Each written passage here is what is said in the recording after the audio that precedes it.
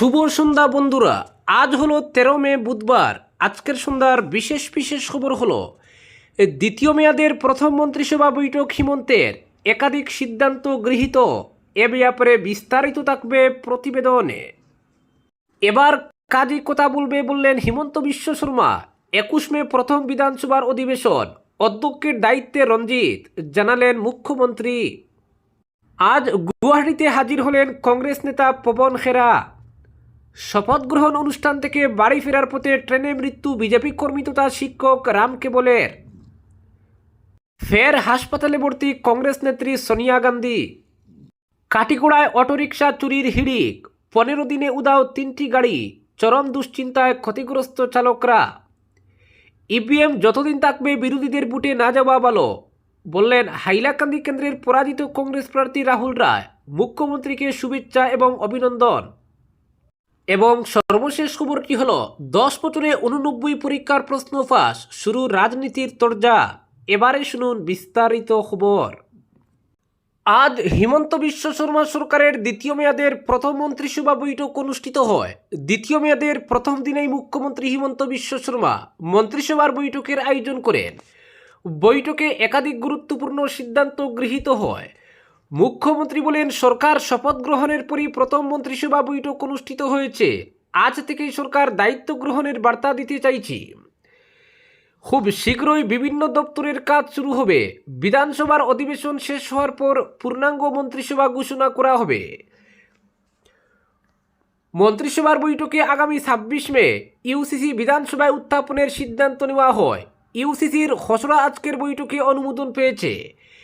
জানানো হয়েছে, জনজাতীয় জনগোষ্ঠীকে ইউসিসির আওতায় বাইরে রাখা হবে। পাশাপাশি ধর্মীয় প্রথা ও পরম্পরাকেও ইউসিসি থেকে বাদ দেওয়া হবে। এই আইনে বিয়ের ন্যূনতম বয়স, বহুবিবাহ এবং নারীদের সম্পত্তির অধিকারের বিষয়ে অন্তর্ভুক্ত থাকবে। 2 লক্ষ চাকরির নিয়োগ প্রক্রিয়ার জন্য মুখ্য সচিবের নেতৃত্বে একটি টাস্ক ফোর্স গঠন করা হবে। এই টাস্ক ফোর্স আগামী 3 মাসের মধ্যে তাদের প্রতিবেদন জমা দেবে। আগামী 21, 22, 25 ও 26 মে বিধানসভার অধিবেশন অনুষ্ঠিত হবে। অধিবেশন শেষ হওয়ার পরই মন্ত্রিসভার সম্প্রসারণ করা হবে। মন্ত্রিসভা বিজেপির নির্বাচনী ইস্তেহারকে রাজ্যের উন্নয়নের খসড়া হিসেবে গ্রহণ করেছে। আগামী 8 ডিসেম্বর নয়াদিল্লির ভারত মণ্ডপে ভূপেন হাজারিকার জন্মশতবার্ষিকীর সমাপ্তি অনুষ্ঠান অনুষ্ঠিত হবে। এছাড়াও দেবজিৎ শইকিয়াকে পুনরায় 5 বছরের জন্য রাজ্যের মহাধিবক্তা হিসেবে নিয়োগ দেওয়া হয়েছে। ব্যয় সংকোচনের অংশ হিসেবে আগামী 6 মাস রাজ্য সরকার নতুন গাড়ি ক্রয় করবে না। মন্ত্রীদেরও নতুন গাড়ি দেওয়া হবে না। ভাড়ায় গাড়ি নিলে বৈদ্যুতিক গাড়ি ব্যবহারের নির্দেশ দেওয়া হয়েছে। মুখ্যমন্ত্রীর কনভয় কমানোর পাশাপাশি রাজ্যপাল, মন্ত্রী ও সরকারি আধিকারিকদের কনভয়ও ছোট করা হবে। কোনো মন্ত্রী বা সরকারি আধিকারিক আগামী 6 মাস বিদেশ সফরে যেতে পারবেন না বলেও সিদ্ধান্ত নেওয়া হয়েছে। সরকারি ও ব্যক্তিগত উভয় ধরনের বিদেশ সফরের উপরই নিষেধাজ্ঞা জারি থাকবে। বিদেশে অনুষ্ঠিত বৈঠক ভিডিও কনফারেন্সের মাধ্যমে সম্পন্ন করা হবে। পাশাপাশি আগামী 6 মাস রাজ্য সরকার কোনো বিদেশি সামগ্রী ক্রয় করবে না বলেও সিদ্ধান্ত নেওয়া হয়েছে। এছাড়াও 15 থেকে 20 বছর পুরনো পেট্রোল ও ডিজেল চালিত গাড়ি বন্ধ করার সিদ্ধান্ত নেওয়া হয়েছে।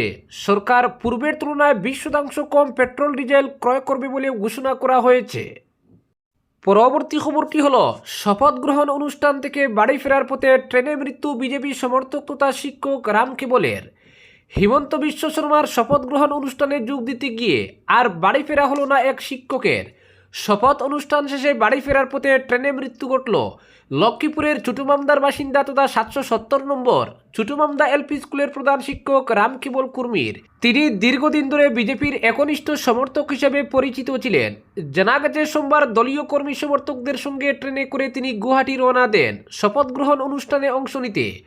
মঙ্গলবার অনুষ্ঠিত শপথ গ্রহণ অনুষ্ঠানে উপস্থিত থাকার পর সন্ধ্যার দিকে তার শারীরিক অবস্থার অবনতি ঘটে এবং রক্তচাপ বেড়ে যায়। সঙ্গে থাকা সহযাত্রীরা দ্রুত তাকে চিকিৎসকের কাছে নিয়ে যান। পরে রাতেই তারা শিলচর ফেরার ট্রেনে উঠেন। সহযাত্রীদের বক্তব্য অনুযায়ী এসি কামরায় রাত পর্যন্ত গল্পগুজব করার পর সবাই ঘুমিয়ে পড়েন। আজ ভোর 5:30 নাগাদ এক সহযাত্রীর ঘুম ভাঙলে তিনি দেখতে পান রাম কেবল কুর্মী সিটের নিচে পড়ে রয়েছেন। ঘটনাস্থলটি জাটিঙ্গার আশেপাশে বলে অনুমান করা হচ্ছে। পরে অন্যান্য যাত্রীদের ডেকে তাকে পরীক্ষা করে দেখা হলে জানা যায় তিনি আর বেঁচে নেই। সঙ্গে সঙ্গে রেল কামরায় চাঞ্চল্যের সৃষ্টি হয়। শিলচর রেল স্টেশনে পৌঁছানোর পর তার দেহ শিলচর মেডিকেল কলেজ ও হাসপাতালে নিয়ে যাওয়া হয়। সেখানে ময়নাতদন্ত সম্পন্ন হওয়ার পর মৃতদেহ ছোটু মামদা তার বাড়িতে নিয়ে আসা হয়। খবর ছড়িয়ে পড়তেই এলাকাবাসী ভিড় জমান তার বাড়িতে। এদিনই শেষকৃত্য সম্পন্ন হয়। উল্লেখ্য, রাম কেবল কর্মী নিঃসন্তান ছিলেন। মৃত্যুকালে তিনি স্ত্রী, 2 ভাই এবং 2 বিবাহিত বোনকে রেখে গেছেন। চাকরি থেকে অবসর নেওয়ার এখনও প্রায় 1 বছর বাকি ছিল তার। বয়স হয়েছিল 59 বছর। তার অকাল প্রয়াণে সুখের ছায়া নেমে এসেছে গোটা ছোটু মামদা এলাকায়। পরবর্তী খবরটি হলো, গুয়াহাটিতে হাজির কংগ্রেস নেতা পবন খেরা। গুয়াহাটিতে আসাম পুলিশের অপরাধ শাখার দফতরে আজ হাজির হন কংগ্রেস নেতা পবন খেরা। আসামের মুখ্যমন্ত্রী হিমন্ত বিশ্ব শর্মার স্ত্রী রিনিকি বুইজা শর্মার ভুয়ো পাসপোর্ট সংক্রান্ত মামলায় তাকে জিজ্ঞাসাবাদ শুরু করেছে আসাম পুলিশ। রিনিকি বুইজা শর্মার দায়ের করা অভিযোগের ভিত্তিতেই নিখিল ভারত কংগ্রেস মিডিয়া ও প্রচার বিভাগের প্রধান পবন খেরার বিরুদ্ধে সমন জারি করা হয়। অপরাধ শাখার কার্যালয়ে পৌঁছে সাংবাদিকদের মুখোমুখি হয়ে পবন খেরা জানান তিনি তদন্তে পূর্ণ সহযোগিতা করবেন। তিনি বলেন, পুলিশ আমাকে ডেকেছে তাই আমি এসেছি। আমরা আইন ও বিচার ব্যবস্থাকে সম্মান করি, সেই কারণেই আইনি প্রক্রিয়া মেনে এখানে হাজির হয়েছি। জিজ্ঞাসাবাদ শেষে সংবাদ মাধ্যমের সামনে বিস্তারিত বক্তব্য রাখবেন বলেও জানান তিনি।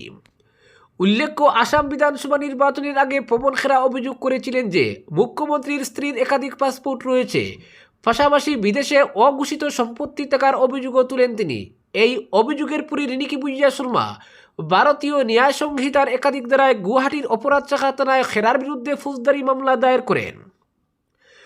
কংগ্রেস নেতার বিরুদ্ধে নির্বাচনের সঙ্গে যুক্ত ভুয়ো তথ্য প্রচার, প্রতারণা, জালিয়াতি, জাল নথি ব্যবহার, শান্তিভঙ্গের উদ্দেশ্যে ইচ্ছাকৃত অপমান ও মানহানির মতো একাধিক অভিযোগ আনা হয়েছে। এর আগে আসাম পুলিশ তাকে খুঁজতে দিল্লিতে তার বাসভবনেও গিয়েছিল, তবে সেই সময় তিনি বাড়িতে উপস্থিত ছিলেন না। পরবর্তীতে পবন খেরা প্রথমে তেলেঙ্গানা হাইকোর্টের দ্বারস্থ হন। আদালত তাকে 7 দিনের অগ্রিম জামিন দেয়। যদিও আসাম পুলিশ সেই নির্দেশকে চ্যালেঞ্জ জানিয়ে সুপ্রিম কোর্টে আবেদন করে। পরে সুপ্রিম কোর্ট অগ্রিম জামিনের নির্দেশে স্থগিতাদেশ দিয়ে তাকে গৌহাটি হাইকোর্টের দ্বারস্থ হতে নির্দেশ দেয়। পরবর্তী খবরটি হলো, হিমন্ত বিশ্ব শর্মা সরকারের দ্বিতীয় কার্যকালের আজ প্রথম দিন। প্রথম দিনেই সকালে আসামের প্রথম মুখ্যমন্ত্রী গোপীনাথ বরদলৈকে স্মরণ করেন মুখ্যমন্ত্রী হিমন্ত বিশ্ব শর্মা। গোপীনাথ বরদলৈ স্মৃতিসৌধে উপস্থিত হয়ে শ্রদ্ধাঞ্জলি নিবেদন করেন তিনি। প্রথম দিনে মুখ্যমন্ত্রী হিমন্ত বিশ্ব শর্মা বড় ঘোষণা করেন। তিনি বলেন, এবার কাজই কথা বলবে, কথার নয়। অর্থাৎ কথা কম, কাজ বেশি হবে। গত 5 বছরে যে উন্নয়নমূলক কর্মকাণ্ডের দ্বারা শুরু হয়েছে সেই দ্বারাই অব্যাহত থাকবে বলে ইঙ্গিত দেন মুখ্যমন্ত্রী। আজ নতুন সরকারের প্রথম মন্ত্রিসভার বৈঠক অনুষ্ঠিত হয়েছে। প্রথম দিনেই বিধানসভার অধিবেশনের দিনও ঘোষণা করেন মুখ্যমন্ত্রী। তিনি জানান, আগামী 21 মে থেকে শুরু হবে আসাম বিধানসভার অধিবেশন। একই সঙ্গে 21 মে নবনির্বাচিত বিধায়করা শপথ গ্রহণ করবেন বলেও জানান তিনি। নতুন সরকারের প্রথম দিনেই মন্ত্রিসভা সম্প্রসারণ প্রসঙ্গে হিমন্ত বিশ্ব শর্মা বলেন, 21 মে বিধানসভার অধিবেশন অনুষ্ঠিত হওয়ার পর মন্ত্রিসভা সম্প্রসারণ করা হবে। উল্লেখযোগ্যভাবে এবার আসাম বিধানসভার অধ্যক্ষ হিসেবে দায়িত্ব দেওয়া হয়েছে রঞ্জিত কুমার দাসকে। অন্যদিকে প্রোটেম স্পিকার হিসেবে নির্বাচিত হয়েছেন চন্দ্রমোহন পাটোয়ারি। পরবর্তী খবরটি হলো, ফের হাসপাতালে ভর্তি কংগ্রেস নেত্রী সোনিয়া গান্ধী। গুরুগ্রামের বেসরকারি এক হাসপাতালে ভর্তি করানো হলো রাজ্যসভার সাংসদ এবং প্রবীণ কংগ্রেস নেত্রী সোনিয়া গান্ধীকে। সংবাদ সংস্থা এএনআই সূত্রে খবর, আজ সকালে গুরুগ্রামের মেদান্ত হাসপাতালে ভর্তি করানো হয়েছে 79 বছর বয়সী সাংসদকে। জানা গিয়েছে একটি অস্ত্রোপচারের জন্যই হাসপাতালে ভর্তি হয়েছেন সোনিয়া। যদিও কী কারণে এই অস্ত্রোপচার করা হবে সে বিষয়ে বিস্তারিত কিছু জানা যায়নি। কয়েক বছর ধরেই শারীরিকভাবে অসুস্থ রয়েছেন প্রবীণ সাংসদ। একাধিকবার তাকে হাসপাতালেও ভর্তি করতে হয়েছিল। চলতি বছরের মার্চ মাসে দিল্লির স্যার গঙ্গারাম হাসপাতালে ভর্তি করানো হয়েছিল সোনিয়াকে। তার আগে গত জানুয়ারি মাসেও হাসপাতালে ভর্তি করানো হয়েছিল সোনিয়াকে। দিল্লির ঠান্ডা এবং দূষণের জেরে ফুসফুসের সমস্যা দেখা দিয়েছিল সোনিয়ার। সঙ্গে ছিল সামান্য শ্বাসকষ্ট এবং এজমা। পরবর্তী খবরটি হলো, হিমন্ত বিশ্ব শর্মা দ্বিতীয়বার আসামের মুখ্যমন্ত্রী হিসেবে শপথ নেওয়ায় তাকে শুভেচ্ছা এবং অভিনন্দন জানিয়েছেন হাইলাকান্দি বিধানসভা আসনের কংগ্রেস প্রার্থী প্রাক্তন বিধায়ক রাহুল রায়। বলেন, সরকারের মুখ্যমন্ত্রী সবার মুখ্যমন্ত্রী, তিনি যাতে সবাইকে নিয়ে চলতে পারেন এই কামনা করেন রাহুল রায়। পাশাপাশি নির্বাচনে পরাজয়ের জন্য ইভিএমকে দুষলেন তিনি। জালনাচড়া একটি বুথ কেন্দ্রে পুলিশের সামনে ব্যাপক রিগিং করা হয়েছে। এভাবে হাইলাকান্দি বিধানসভা আসনের 96টি ভোট কেন্দ্রে ব্যাপক হারে রিগিং করা হয়েছে। এ ব্যাপারে জেলা নির্বাচন আধিকারিকের কাছে লিখিত অভিযোগ দেওয়া হয়, পুলিশে মামলাও করা হয়, কিন্তু মামলায় গ্রেফতার বা অভিযোগের কোনো গুরুত্ব পাওয়া যায়নি। হিন্দু অধ্যুষিত বুথ কেন্দ্রে কংগ্রেস প্রার্থীর ইভিএমের বোতামে ব্ল্যাক টেপ লাগানো হয়েছে, এই বিস্ফোরক অভিযোগ তুলে রাহুল রায় বলেন, ইভিএম যতদিন থাকবে ততদিন বিরোধীদের বুটে না যাওয়াই ভালো। ভোট গণনার আগে শাসক দল যে হিসাব দিয়েছে, ফলাফলে তা প্রায় হুবহু মিলে গেছে। ইভিএমের অঙ্ক কষে হিসাব দেওয়া হয়েছে, দেখা গেছে অধিকাংশ কংগ্রেস প্রার্থী প্রায় 50,000 ভোটের ব্যবধানে পরাজিত হয়েছেন। এমনটা হতে পারে না। শিলচরে বিজেপি প্রার্থী রাজদীপ রায় ভাবতে পারেননি তিনি এত ভোটের ব্যবধানে জিতবেন। ভোটের ফলাফলে রাজদীপ রায় অবাক হয়েছেন বলেন রাহুল রায়। কংগ্রেস প্রার্থী গৌরব গগৈ কোনো অবস্থাতেই নির্বাচনে হারতে পারেন না। এছাড়া বড়খলা বিধানসভা আসনে কংগ্রেসের জেতা প্রার্থী ডক্টর অমিত কালওয়ার পরাজিত হয়েছেন। সব ইভিএমের কেরামতি।